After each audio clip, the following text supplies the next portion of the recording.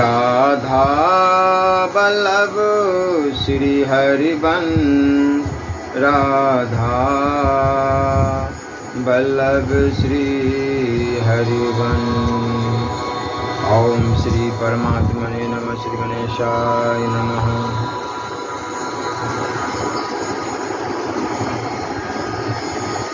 कन्या विवाह के संबंध में पात्र विषयक विभिन्न विचार। युधिष्ठिर ने पूछा, पितामह, जो समस्त धर्मों का, कुटुंबीजनों का, घर का तथा देवता पितर और अतिथियों का मूल है, उस कन्यादान के विषय में मुझे कुछ उपदेश कीजिए। पृथ्वीनाथ, सब धर्मों से बढ़कर यही चिंतन करने योग्य धर्म माना गया है, कैसे पात्र को कन्या देनी चाहिए। भीष्म जी ने कहा, बेटा, सत्पुरुषों को चाहिए कि वे पहले वर के शील, स्वभाव, सदाचार, विद्या, कुल, मर्यादा और कार्यों की जांच करें। फिर यदि वह सभी दृष्टियों से गुणवान प्रतीत हो तो उसे कन्या प्रदान करें। युधिष्ठिर, इस प्रकार ब्याह ने योग्य वर को बुलाकर उसके साथ कन्या का विवाह करना उत्तम ब्राह्मणों का धर्म ब्राह्म विवाह, जो धन आदि के द्वारा वर पक्ष को अनुकूल करके कन्यादान किया जाता है, वह शिष्ट ब्राह्मण और क्षत्रियों का सनातन धर्म कहा जाता है। इसी को प्रजापत्य विवाह कहते हैं।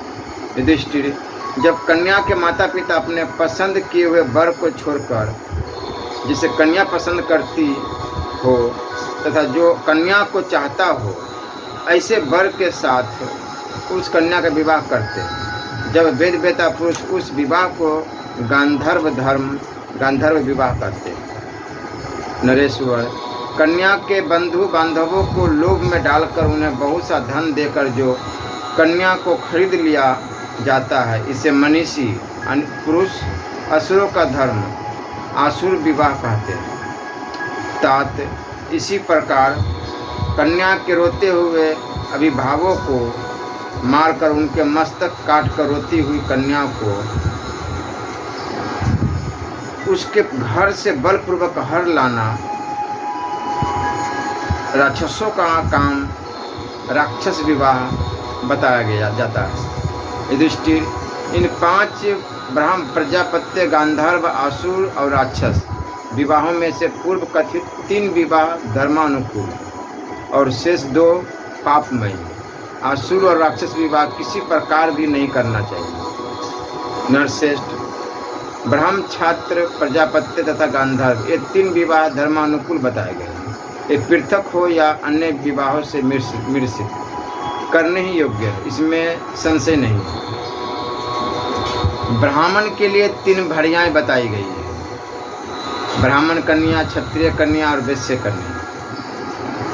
क्षत्रिय के लिए 2 भार्याएं कही गई है, क्षत्रिय कन्या और वैश्य कन्या। वैश्य के केवल अपनी ही जाति के कन्या के साथ विवाह करें। इन स्त्रियों से जो संतानें उत्पन्न होती है वह पिता के समान वर्ण वाली होती है। माताओं के कुल के या वर्ण के कारण उनमें कोई तारतम्य नहीं होती। ब्राह्मण की पत्नियों में ब्राह्मण कन्या श्रेष्ठ मानी जाती है। क्षत्रियों के लिए क्षत्रिय कन्या श्रेष्ठ है। वैसे तो एक ही पत्नी होती है, अतः वह श्रेष्ठ ही है। कुछ लोगों का मत है कि रति के लिए शूद्र जाति की कन्या से भी विवाह किया जा सकता है, परंतु और लोग ऐसा नहीं मानते। वे शूद्र कन्या को त्रैवर्णिकों को के लिए आग्रह बतलाते हैं। श्रेष्ठ पुरुष ब्राह्मण का शूद्र कन्या के गर्भ से संतान उत्पन्न करना अच्छा नहीं मानते। शूद्रा के गर्भ से संतान उत्पन्न करने वाला ब्राह्मण प्रायश्चित का भागी होता है। 30 वर्ष का पुरुष 10 वर्ष की कन्या को जो रजस्वला न हुई हो पत्नी रूप में प्राप्त करे, अथवा 21 वर्ष का पुरुष 7 वर्ष की कुमारी के साथ विवाह करे। ये पहले के ज़माना में चलता था। कम उम्र में विवाह कर दिया था। भरत शेष, जिस कन्या के पिता अथवा भाई न हो उसके साथ कभी विवाह नहीं करना चाहिए, क्योंकि वह पुत्री का धर्म वाली मानी जाती है।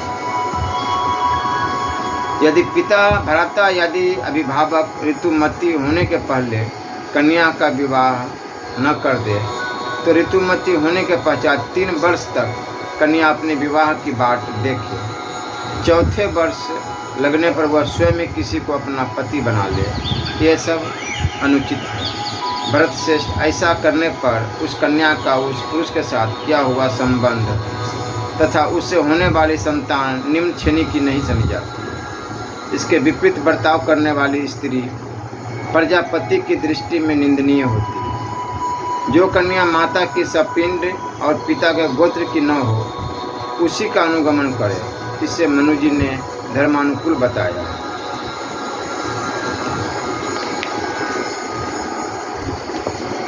युधिष्ठिर जी ने पूछा, पितामह, यदि एक मनुष्य ने विवाह पक्का करके कन्या का मूल्य दे दिया हो, दूसरे ने मूल्य देने का वादा करके विवाह पक्का कर किया हो, तीसरा उसी कन्या को बलपूर्वक ले जाने की बात कर रहा हो, चौथा उसके भाई बंधुओं को विशेष धन का लोभ दिखाकर ब्याह करने को तैयार हो, और पांचवा उसका पानी ग्रहण कर चुका हो, तो धर्मत उसकी कन्या किसकी पत्नी मानी जाएगी?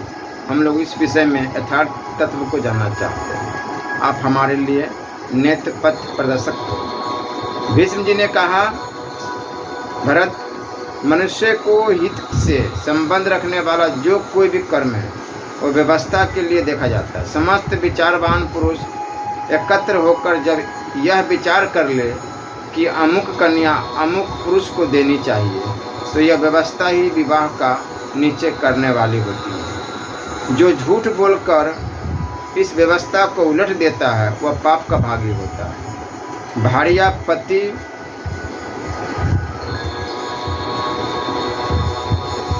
ऋग्वेद आचार्य शिष्य और उपाध्याय भी यदि उपयुक्त व्यवस्था के विरुद्ध झूठ बोले तो दंड के भागी होते, परंतु दूसरे लोग इन्हें दंड के भागी नहीं मानते हैं। अकाम पुरुष के साथ सकामा कन्या का सहवास हो, इसे मनु अच्छा नहीं मानते हैं। अतः सर्वसम्मति से निश्चित किए हुए विवाह को मिथ्या करने का प्रयत्न अब अयश और अधर्म का कारण होता है।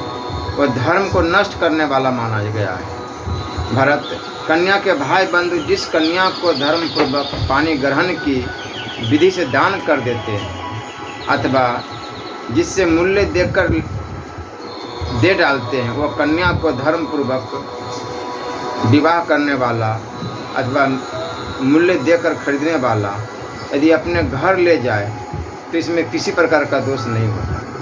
भला उस दशा में दोष की प्राप्ति कैसे हो सकती है? कन्या के कुटुंबीजनों की अनुमति मिलने पर वैवाहिक मंत्र और होम का प्रयोग करना चाहिए, तभी वे मंत्र सिद्ध सफल होते हैं, अर्थात वह मंत्र द्वारा विवाह किया हुआ माना जाता है। जिस कन्या का माता पिता के द्वारा दान नहीं किया गया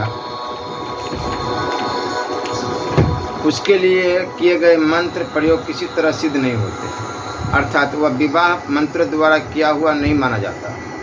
पति और पत्नी में भी परस्पर मंत्र उच्चारण पूर्वक जो प्रतिज्ञा होती है वह श्रेष्ठ मानी जाती है, और यदि उसके लिए बंधु बांधवों का समर्थन प्राप्त हो तो और भी उत्तम है। धर्मशास्त्र की आज्ञा के अनुसार न्याय तक प्राप्त हुई पत्नी को पति अपने प्रारब्ध कर्म के अनुसार मिली हुई भार्या समझता है। इस प्रकार वह देवयोग से प्राप्त हुई पत्नी को ग्रहण करता है तथा मनुष्य की झूठी बात को उस विवाह को अयोग्य बताने वाली वार्ता को अग्रहण कर देता है।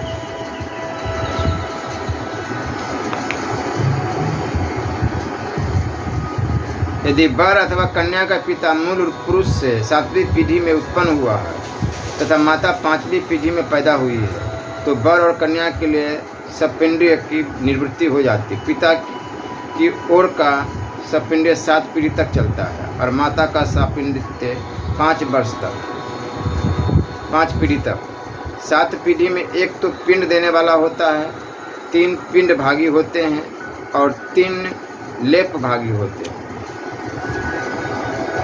युधिष्ठिर ने पूछा, पितामह, यदि 1 वर्ष से कन्या का विवाह पक्का करके उसका मूल्य ले लिया गया हो और पीछे उससे भी श्रेष्ठ धर्म, अर्थ और काम से संपन्न अत्यंत योग्य वर मिल जाए, तो पहले जिससे मूल्य लिया गया है, जिसे झूठ बोलना, उसको कन्या देने से इनकार कर देना चाहिए या नहीं। इसमें दोनों दशाओं में दोष प्राप्त होता है। यदि बंधुजनों की सम्मति से मूल्य लेकर निश्चित किए हुए विवाह को उलट दिया जाए तो वचन भंग का दोष लगता है और श्रेष्ठ वर का उल्लंघन करने से कन्या के हित को हानि पहुंचाने का दोष प्राप्त होता है।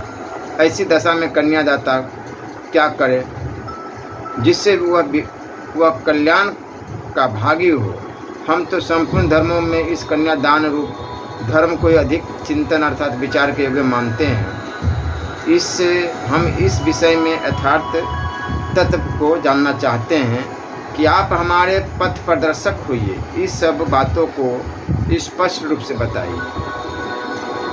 मैं आपकी बातें सुनने से तृप्त नहीं हो रहा हूँ, अतः आप इस विषय का प्रतिपादन कीजिए। भीष्म जी ने कहा, राजन, मूल्य दे देने से विवाह का अंतिम निश्चय नहीं हो जाता है, उसमें परिवर्तन की संभावना रहती ही है।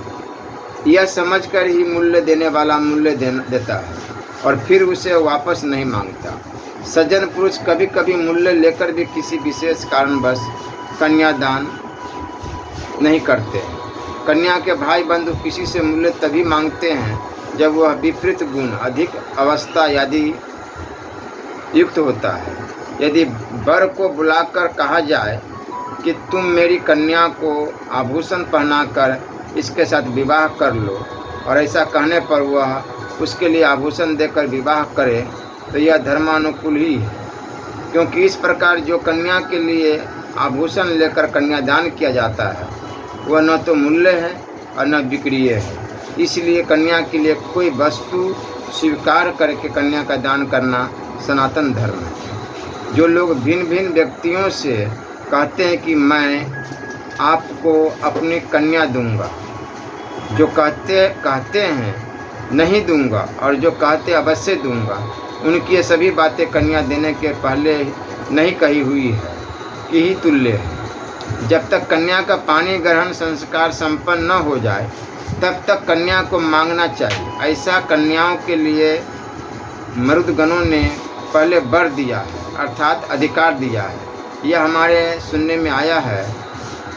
इसलिए पानी ग्रहण होने के पहले तक वर और कन्या आपस में एक दूसरे के लिए प्रार्थना कर सकते हैं। महर्षियों का मत है कि अयोग्य वर को कन्या नहीं देनी चाहिए। अयोग्य वर को कन्या नहीं देनी चाहिए, क्योंकि सुयोग्य पुरुष को कन्यादान करना ही काम संबंधी और सुख और सुयोग्य संतान की उत्पत्ति का कारण है। ऐसा मेरा विचार है। भीष्म जी बता रहे हैं, कन्या के क्रिय विक्रिय में बहुत से दोष हैं। इस बात को तुम अधिक काल तक सोचने विचारने के बाद स्वयं समझ लोगे। केवल मूल्य दे देने से विवाह का अंतिम निश्चय नहीं हो जाता। पहले भी ऐसा कभी नहीं हुआ था। इस विषय में तुम सुनो।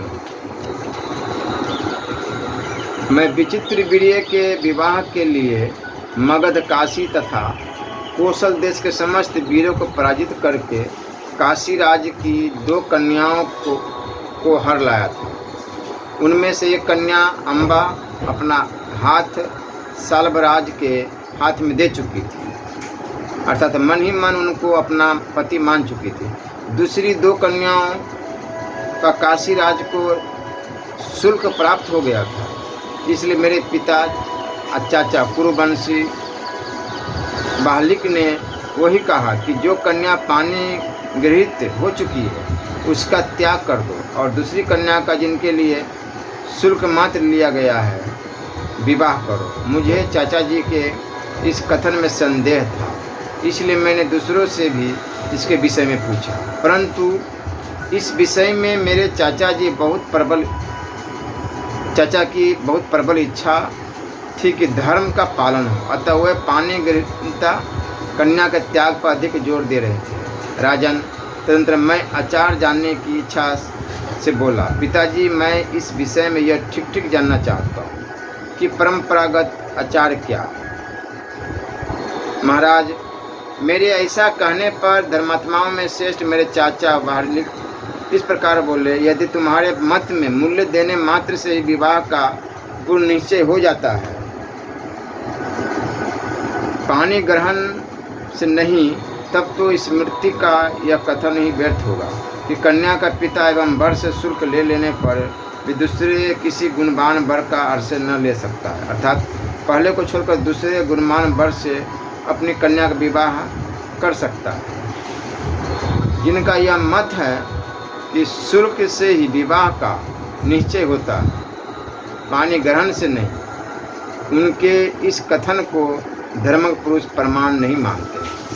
कन्यादान के विषय में जो लोगों का कथन भी प्रसिद्ध है, अर्थात सब लोग यही कहते हैं कि कन्यादान हुआ है, अतः जो शुल्क से ही विवाह निश्चय मानते हैं, उनके कथन की प्रतीति कराने वाला कोई प्रमाण उपलब्ध नहीं होता। जो क्रिय और शुल्क को मान्यता देते हैं वे मनुष्य धर्मज्ञ नहीं।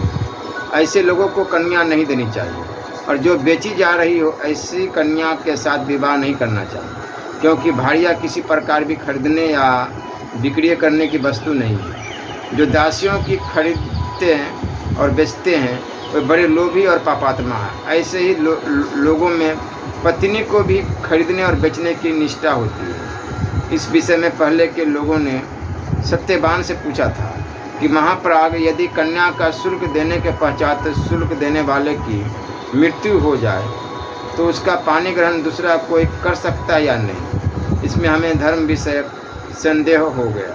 आप इसका निवारण कीजिए, क्योंकि आप ज्ञानी पुरुषों द्वारा सम्मानित हैं।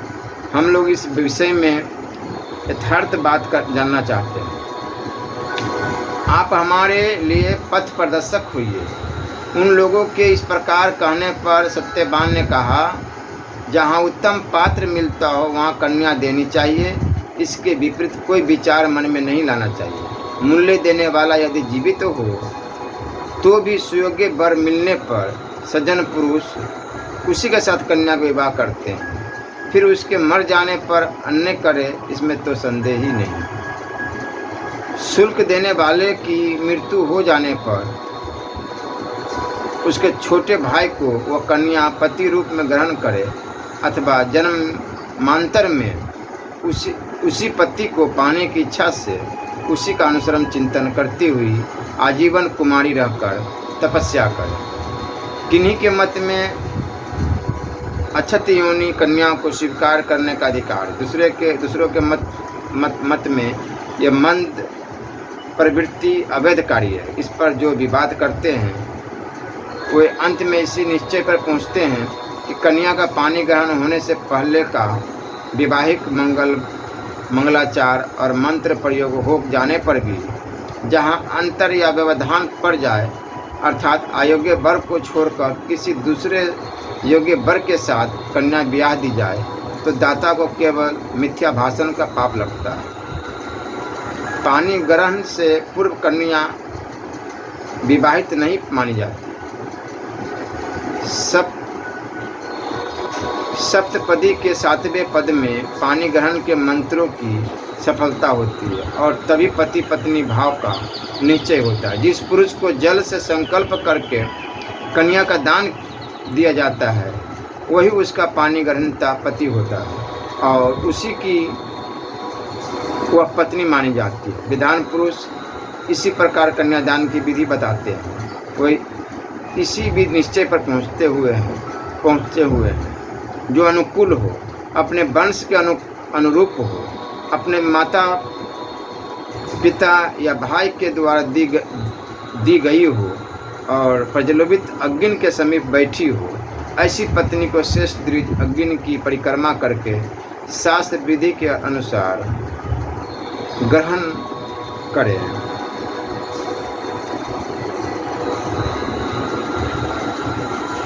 श्री राधा वल्लभ लाल की जय।